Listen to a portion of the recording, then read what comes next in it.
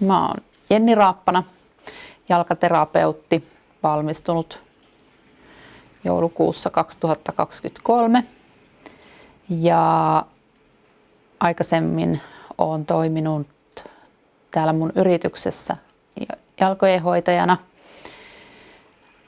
Mä oon lähihoitajaksi valmistunut 99 ja tehnyt työtä vanhustyö- ja lasten parissa.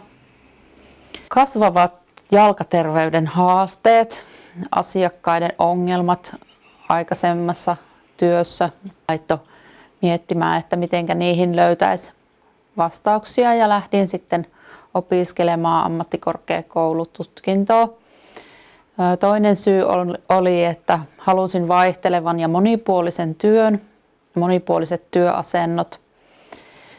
Ja kolmas asia, mikä on kytenyt mun uran aikana koko ajan, että halusin tämmöisen kuntouttavan työn ja edistää liikkumista. Pyrin tutkimaan tosi hyvin. Ihminen tulisi jonkun pienen ongelman takia, niin pyrin löytämään siihen ehkä ne juurisyyt, mitkä sen vaivan aiheuttaa. Ja myös sitten sen, että miten sitä pystyisi ihminen itse hoitamaan ja helpottamaan omatoimisesti tai joidenkin hoitojen avulla.